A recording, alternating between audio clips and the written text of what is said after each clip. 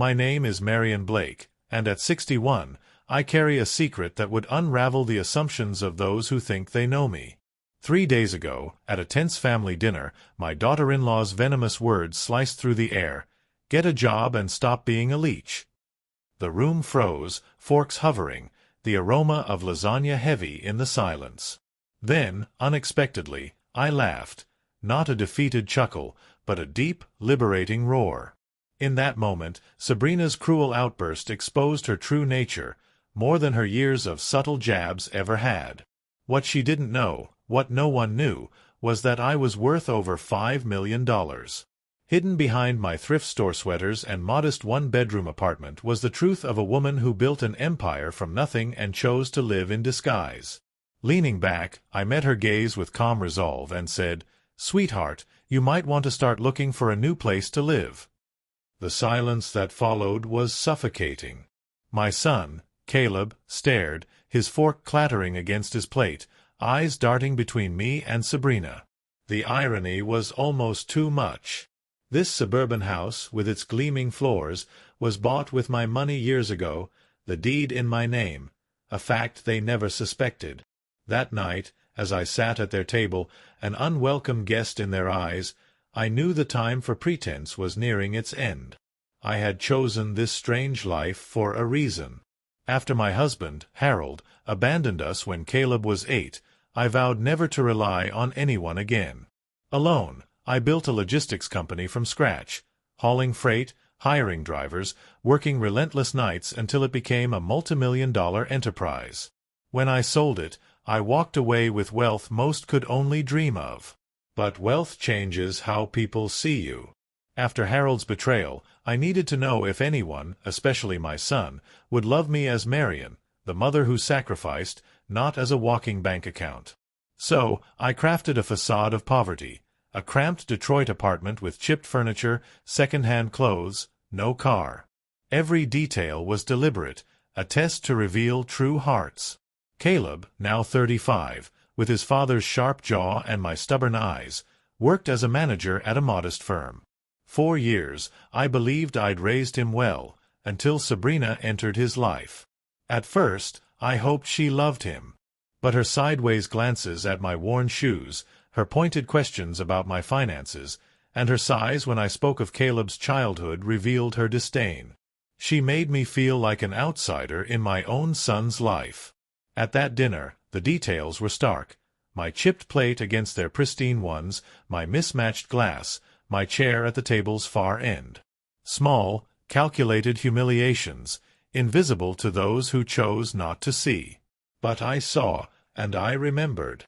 Another dinner invitation came a week later, Sabrina's voice sharp through Caleb's hesitant phone call. "Mom, come Friday. Sabrina's making her famous lasagna." Famous, he said, though her cooking was barely passable. I agreed, sensing this would be no ordinary evening. The dining room sparkled with polished silverware and wine glasses catching the chandelier's glow.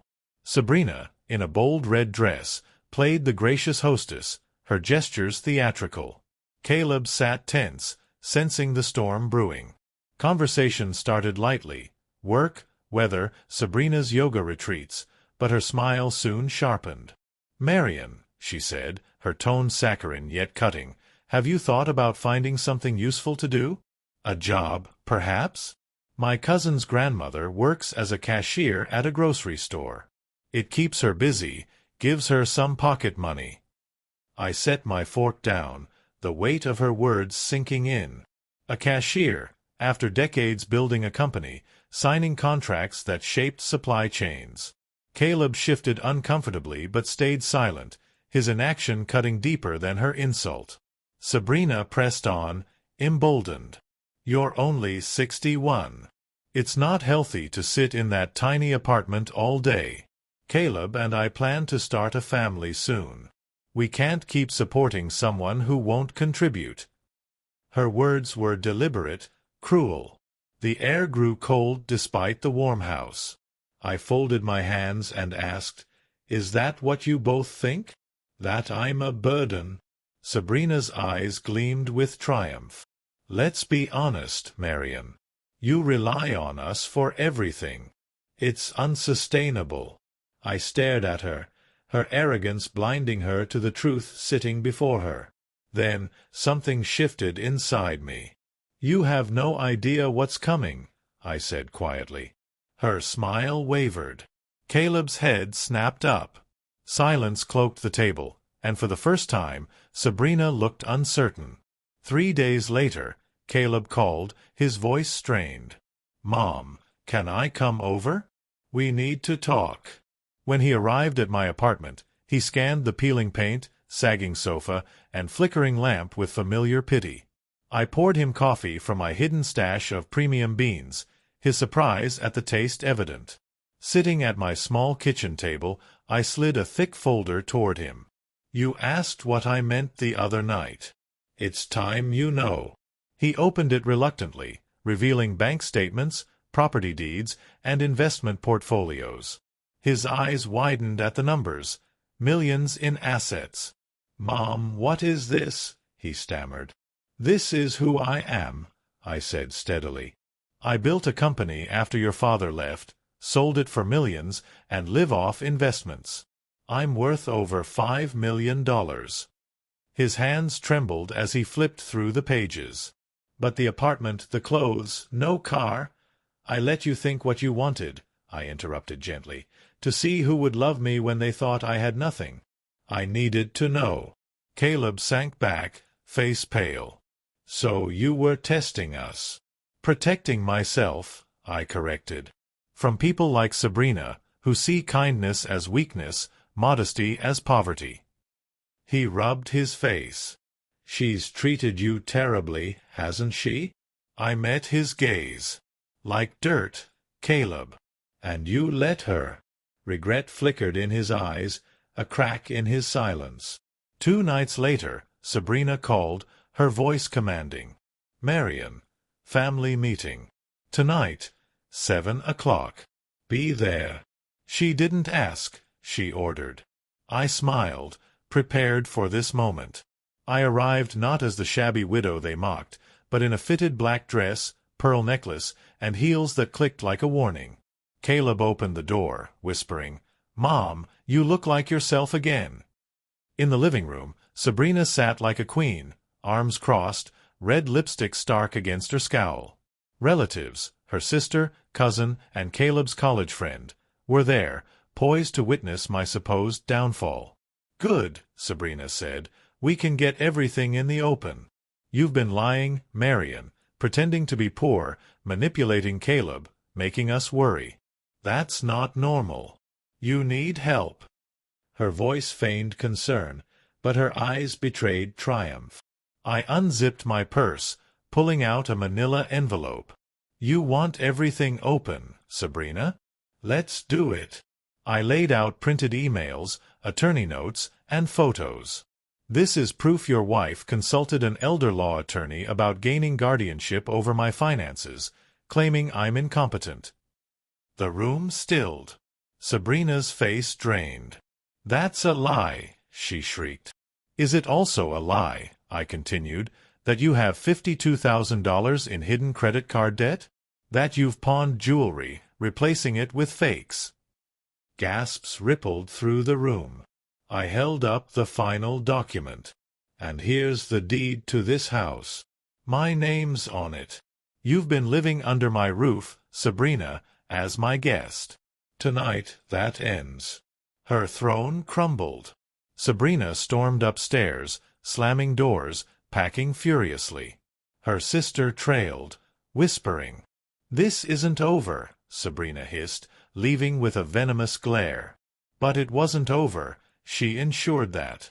At the police station, I arrived in a navy dress, pearls gleaming, Jonathan at my side with a briefcase of truth. Detective Lopez's surprise was evident. I was no frail victim. She presented Sabrina's claims, photos of my poverty, low-balance bank statements. Jonathan countered, "My client chooses to live modestly. She's in full control of her finances." I laid out my real records, $5 million in assets, and Sabrina's attorney emails. She wanted guardianship to liquidate my assets, I said. She has $50,000 in hidden debt, pawned jewelry, and filed a false report to cover it. Lopez's brow furrowed. If this checks out, she's committed a felony. I requested prosecution and a restraining order. 2 hours later, Caleb texted, they arrested her. What now? I looked at Detroit's skyline, whispering, we rebuild. That evening, Caleb visited my true home, a penthouse overlooking the city. He froze, awestruck. This is where you've been? Yes, I said. I hid to see the truth. Now you know. He touched the polished furniture, shame in his eyes. I let her humiliate you. You were blinded, I replied. What matters is what you do now. 6 months later, Sabrina faced court. 6 months in jail, 3 years probation, and restitution for my legal costs. A restraining order barred her from us. Her lies collapsed, leaving only her cruelties echo. Caleb, free, smiled without her shadow. He met Leah, a kind school counselor unaware of my wealth, a good sign. I sold my disguise apartment, donating its contents, and began volunteering at a women's shelter, teaching financial independence. Looking back, I see the years lost to pretense but also the clarity gained. Kindness isn't weakness. When mistaken for it, the truth cuts like glass. On my balcony, Detroit's lights below, I whispered, I'll never apologize for who I am.